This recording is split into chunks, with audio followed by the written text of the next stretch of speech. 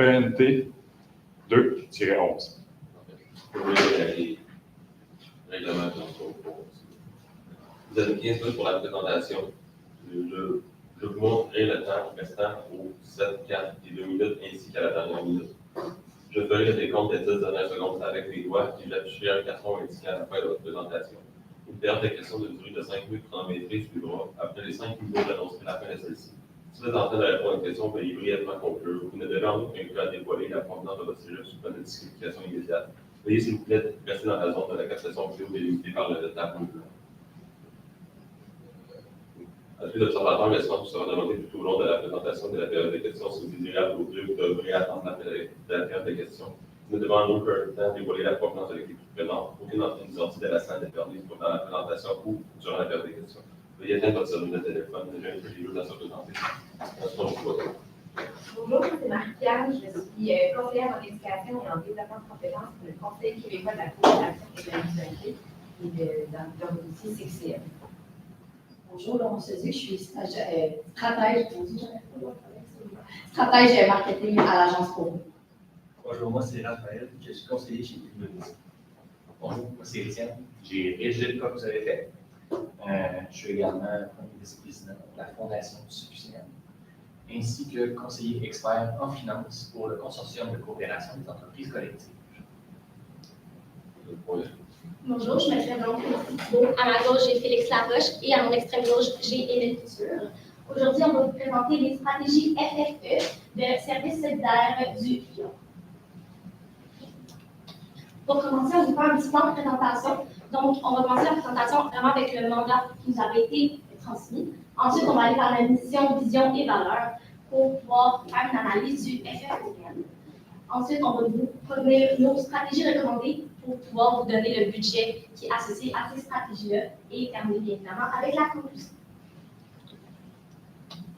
Parfait. Donc, le mandat qui nous a été fourni rapidement, c'est de fournir une description approfondie du modèle d'affaires coopératif de SSF. Et je suis certain que vous avez entendu certaines fois aujourd'hui. Donc, ce qu'on va faire, vu qu'on a beaucoup de contenu, c'est qu'on va vous le résumer, tout en restant clair et détaillé. Ensuite de ça, on va pouvoir tomber dans les deux solutions qui sont aussi les mandats, qui sont d'améliorer la rétention du personnel en valorisant le statut du membre travailleur et de renforcer ses services aux membres des utilisateurs afin de toujours mieux les desservir. Donc, en ce qui concerne mission, vision et valeur de la compagnie, plutôt de la coopérative, c'est d'aider, en ce qui concerne la mission, c'est d'aider les personnes en perte d'autonomie à demeurer dans leur milieu de vie naturel le plus longtemps possible, tout en créant des emplois de qualité dans la région. La vision, c'est d'être un pilier local dans l'aide à domicile pour les personnes en perte d'autonomie, en offrant un service rapide et de grande qualité adapté à leurs besoins. Les valeurs sont celles de l'économie sociale, merci, qui sont le réinvestissement collectif, la démocratie, l'équité et la solidarité. Avant de plonger dans l'FFOM, je tiens à rappeler quelques points qui vont être aussi inclus indirectement dans l'FFOM, mais de clarifier le tout. Une coopérative, en son sens, qui se différencie plutôt d'une OBNL et d'une entreprise privée. C'est le plus, admettons, facile à déterminer comparativement à une entreprise privée. C'est super simple. La coopérative va aller redistribuer ses gains monétaires dans un concept de ristourne qui est super approprié. Tandis qu'avec les OBNL, la coopérative ne sera pas réalistiquement comme un terme de charité. On va quand même offrir des services. Donc, en ce qui concerne le FFOM, les forces de la coopérative sont le modèle organisationnel qui favorise la fidélisation. On a aussi des meilleures adéquations aux services et aux besoins, un réinvestissement des surplus dans la compagnie, comme on disait tantôt avec le système de ristourne. On peut également faire en sorte qu'on va faire certains sacrifices pour gagner en conséquence sur la longévité de la coopérative. De plus, on a l'amélioration continue qui vient à ce sens avoir des retours sur nos personnes qui travaillent, je ne dirais pas sur le plancher, c'est plus ou moins adéquat, mais les gens qui sont là sur le concret. On a aussi pas de gestion, pas de pression immédiate pour la rentabilité. Une gouvernance participative, donc une réduction des inégalités, ça va de soi. Les capacités d'innovation. Maintenant, dans ce qui est plutôt à améliorer, c'est les décisions lentes et complexes du système en soi, les réserves économiques qui sont limitées, une rétention du personnel qui est à améliorer, une coordination avec le système de santé qui est difficile et un manque de réactivité, comparativement aux entreprises privées qui sont traditionnelles et qui, eux, avec un schéma plutôt centralisé, vont se permettre de réagir facilement à plusieurs éventualités. En ce qui concerne les facteurs externes, en opportunité, on a une demande des services qui sont en croissance rapide et un intérêt croissant du gouvernement vers les services à la maison. Donc, l'accès à la PFE-SAD, qui est, comme on a vu dans le cas plus tôt, une source de revenus qui peut nous être possible, une source de subvention. Les menaces, dans notre cas, sont l'exode de la main-d'œuvre vers les villes, la limitation des services avec le système de santé, la croissance de la demande qui se heurte aux limites de la capacité de l'organisation et le financement public qui est très lent, comme le système en général.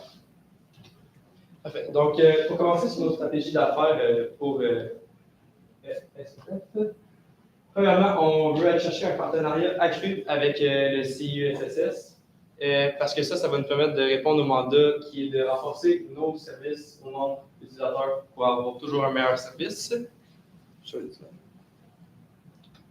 Donc, facilement, pour décrire, on instaure un plus grand partenariat avec eux à travers plusieurs points. Premièrement, on aimerait ça établir, on a vu dans le cas qu'un de nos problèmes, c'est qu'on ne peut pas donner de soins en tant que tel à nos membres utilisateurs. Donc, pour faire ça, on aimerait ça peut-être faire une collaboration avec eux, faire des équipes de travail, quand on va faire de l'aide à domicile, peut-être avoir une infirmière une fois sur deux ou une semaine sur deux, pour qu'on puisse aussi avoir des soins et éviter les cas fâcheux, comme celui qu'on a pu voir avec Mme Gagnon dans le cas qu'on a lu. Aussi, on veut aller chercher un partage d'informations entre le CIUSSS et nous, puisque ce partage d'informations-là va nous permettre d'éviter de refaire le même travail plusieurs fois. Si on sait déjà que la dame a eu une blessure, puis nous, on ne sait pas, c'est chez SSF, ça va être vraiment plus facile si on a un meilleur partage d'informations qui est actuellement pas toujours parfait à ce niveau-là. Et on va chercher un programme de référencement. Parfois, les gens qui vont aller vers nous vont peut-être avoir besoin plus du CIUSSS justement pour des soins. Et parfois, les gens qui viennent vers le CIUSSS vont peut-être plus avoir besoin de nous pour tout ce qui n'est pas des soins. Donc, on irait chercher quelque chose comme ça avec notre partenariat avec le CIUSSS. Les objectifs de ça, évidemment, on a un meilleur service client parce qu'on offre maintenant des soins. Ça nous permet à nous d'avoir ça. Et à travers ce lien-là, puis notre collaboration, le partage d'informations et le référencement, on augmente notre efficience opérationnelle et la coordination intersectorielle, qui est actuellement plutôt déficiente entre nous et les opérations de système de santé gouvernemental. Ensuite, notre idée principale, je dirais, ça se bat dans une espèce de plateforme en ligne d'un site web et une application. Donc, ça, vraiment, ça va nous permettre de taper les deux mandats qui sont la rétention du personnel en valorisant le membre travailleur et renforcer ses services de membre, les services aux membres utilisateurs afin de mieux les desservir. Donc, facilement, on voudrait créer une plateforme web, autant pour les employés que pour les utilisateurs, qui va être disponible. Ça va nous permettre de faire plein de choses qu'on va aussi détailler plus tard, mais ça serait une plateforme qui serait très simple d'utilisation. On le sait, notre clientèle, c'est des personnes âgées. En plus, ils sont en perte d'autonomie. On veut que ce soit super simple pour eux. On veut garder ça le plus évident et clair possible.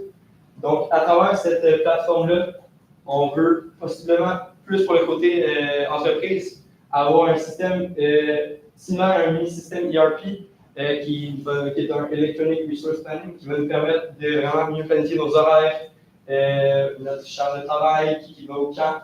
Donc ça va être plus facile avec ça. Les objectifs de ce système-là, vraiment, on aurait un meilleur service client à travers un accès simplifié à nos ressources, comme je vous l'explique tôt. On a une meilleure efficience opérationnelle parce que si on a notre mini-ERP qu'on parlait, on va pouvoir vraiment, ça va vraiment simplifier les tâches au niveau type. On parle aussi des votes, ça renforce la gouvernance démocratique. On peut faire une vote électronique.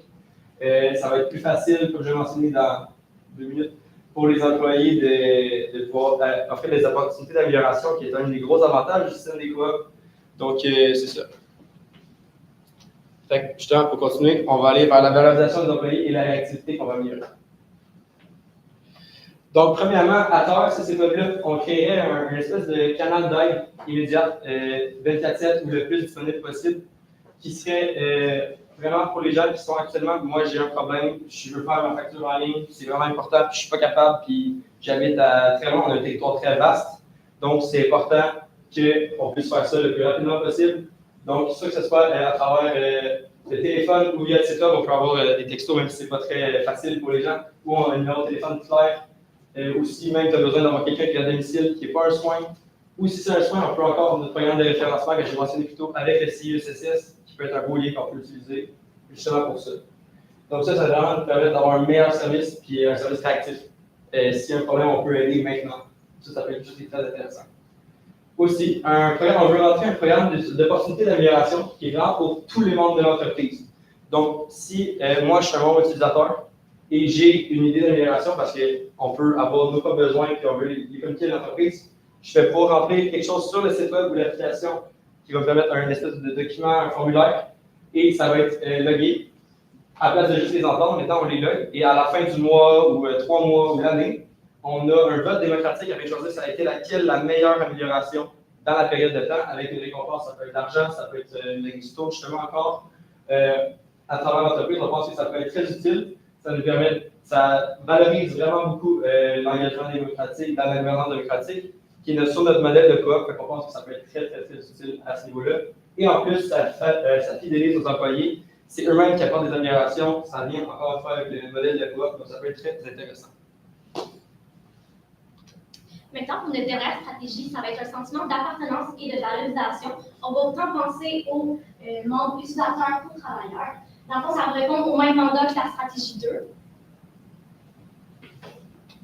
Donc, on le disait en 3 points. Le premier point, ça va être un programme de récompense, entre guillemets. Dans le fond, ça va être, mettons, un employé qui est déjà dans l'entreprise, il va avoir une amie, une connaissance, qui va être intéressé à venir travailler. Une fois qu'il va leur faire rentrer, lui, il va bénéficier d'une petite ristourne en argent. Cette ristourne-là, on peut aussi la continuer après 3 mois que cet employé-là est resté 1 an, 2 ans à déterminer le temps que vous voulez avoir. Ce gain-là, ça va être une valorisation des membres travailleurs. Puis les employés vont vouloir être plus fidèles pour avoir ce petit gain d'argent qui va vraiment aider au quotidien. Ensuite, on va avoir un programme d'activité pour membres utilisateurs et travailleurs. Dans le fond, on a pensé à 2 choses. On sait que c'est un terrain vaste, mais c'est sûr que dans un terrain vaste, il va y avoir des personnes qui vont être plus groupées ensemble et des personnes qui vont être plus vastes. Donc, pour ce faire, on va avoir une activité en personne pour les petits groupes qui sont plus pris ensemble. Ainsi, on va pouvoir faire, mettons, une plantation d'arbres pour aller plus vers le développement durable, des bingos extérieurs, des activités extérieures pour aussi créer un réseau de communiquer avec des personnes de leur âge pour pouvoir aussi être plus dans la réalité. Ensuite, on va avoir les activités en vidéoconférence. Ça va être vraiment pour tous les clients, dans le fond, les membres utilisateurs de la coopérative. On a pensé à des ateliers collectifs pour justement créer le sentiment d'appartenance, des petites formations pour utiliser les petits réseaux, besoins, parce que justement, c'est des personnes un petit peu plus vieux pour se trouver là, ainsi que les informations vraiment utiles qu'il ne faut pas oublier. Ce lien-là, ça va être une participation au développement durable, comme j'ai mentionné. Il va y avoir une amélioration du service et la valorisation des membres utilisateurs et des travailleurs. Puisque les travailleurs, c'est sûr que ça va plus leur tenter de faire des activités à l'extérieur, être plus en contact avec les membres utilisateurs. On va le voir, puis les membres utilisateurs, ils vont le ressentir aussi, ça va faire plus un sentiment. Et ensuite, pour aller plus vers avoir plus d'employés qui vont devoir rentrer, on ferait une création des portes de vêtements professionnels. Donc, dans l'épicerie ou quand ils vont aller magasiner, ils vont pouvoir voir qu'une personne va avoir, mettons, une bouteille d'eau avec un petit logo. En voyant ce petit logo-là, il va aller sur Internet, trouver, puis après, il va pouvoir voir le site Internet et bien évidemment, peut-être aller faire la publicité, aller voir sur Facebook, Instagram, si jamais ça peut être une façon de pouvoir avoir plus d'employés. Puis sur Facebook, Instagram, ce qui serait intéressant, si vous avez, on obtient cette plateforme-là, ça serait de mettre des photos, des vidéos, des activités en personne, des activités en vidéoconférence, justement pour pouvoir que les personnes externes voient le progrès qu'on fait. De plus, ces activités-là qu'on parle, ça peut évidemment être tout faire la promotion là-dessus. Sur notre site web, on peut faire ça facilement. Donc, c'est un autre plus du site web et de l'application. Du côté du budget, on avait pensé à 70% qui est sur le site web et application, puisque c'est quand même lui qui va prendre le plus d'argent. En lien avec ça, ça serait un petit 10% pour des petits ajouts à planifier qu'on va peut-être avoir oublié, des petits programmes à rajouter, et ainsi de suite. On rajouterait un petit 5% pour tout ce qui est activités externes, activités toutes les activités comme la stratégie que je viens de vous mentionner, et pour un petit 15% pour le partenariat. Mais ça serait beaucoup aussi du temps consacré pour parler et trouver une belle rencontre. Donc, pour conclure, la stratégie même, les stratégies plutôt qui ont été abordées, ce sont les partenaires avec la CIUSS, la création de sites web et d'applications, surtout le sentiment d'appartenance de tous les membres, que ce soit au niveau de membres de soutien, les membres qui sont utilisateurs et les membres employés. Évidemment, notre but, ça va être de regrouper un peu ces stratégies-là pour faire en sorte que le gain soit énorme et l'effort qui a été mis pour ce genre de gain-là, pas trop énorme non plus. Donc, désolé du terme, c'est un peu ce qu'on appelle les low-hanging fruit en anglais. C'est des victoires, on va dire, qui sont relativement faciles à aller chercher. Ce qu'on a trouvé, c'est des failles, entre guillemets, qui ont pu être été retrouvées dans le mandat. Des failles qui ne sont pas présentes et qui peuvent être facilement instaurables, qui sont déjà instaurées un peu partout aussi dans l'industrie. C'est sûr que le modèle tel quel de la coop n'est pas quelque chose qui est partout en industrie, mais si on peut prendre le meilleur des mondes, un peu de tout le monde, et le fusionner à la coop, c'est sûr que ça sera idéal. En tant que tel. Super, donc merci beaucoup. Merci. On peut passer aux questions.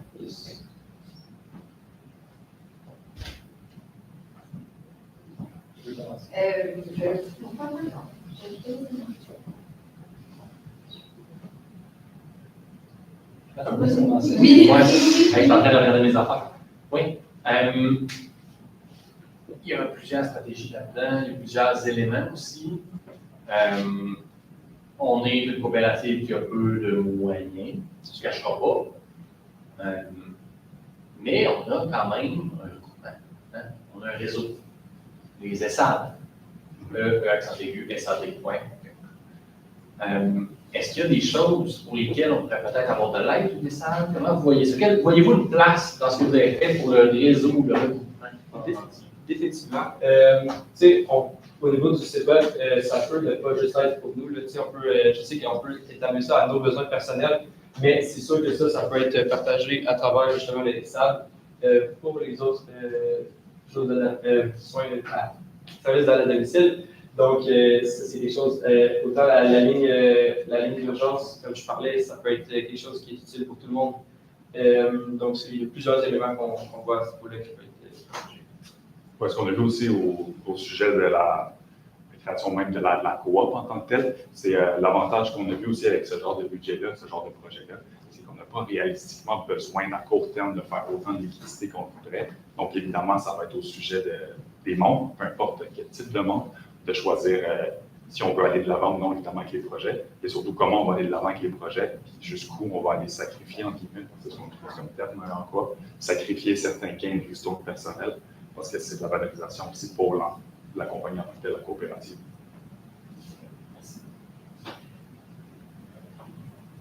Monsieur, vous avez une question? Là, dans notre stratégie, on parlait de valorisation des employés. Puis on les valorisait en les faisant travailler plus parce qu'on mettait qu'ils ont été disponibles 24/7 maintenant. Mais je peux parler pour ça. Dans le fond, ça fait plus un employé qui s'occuperait plus de ça. C'est vraiment sur le côté téléphonique. Il y aurait des appels, comme on avait mentionné, puis 24/7, ils seraient disponibles à appeler pour pouvoir donner des infos qu'ils ont besoin, s'ils peuvent le faire évidemment. C'est une proposition de 24/7, c'est sûr que si c'est pas fonctionnel, on peut ne pas faire ça 24/7, je l'avais mentionné. C'est vrai qu'effectivement, à ce niveau-là, on a un petit. C'est peut-être pas quelque chose qui va être immédiatement accepté, mais on est dans une coopérative, donc on veut aussi valoriser nos membres, puis on pense que le bien pour nos membres sera aussi possiblement bon pour le chemin de tout ça.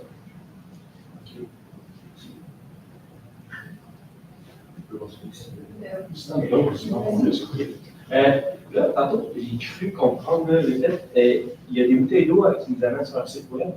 Non. OK. Donc, on veut faire des vêtements professionnels pour la compagnie. Pour que quand on va faire de l'aide à domicile ou quand on va faire de l'aide, on parlait de l'aide, mettons, aller faire à l'épicerie, puis on prend des vêtements professionnels. Par exemple, la bouteille d'eau, ça peut être juste un polo, un t-shirt, un coton watté, n'importe quoi, juste qui veut faire de la publicité, en fait, dans le monde. Ah, c'est cool. Merveilleux. Merci beaucoup. Merci.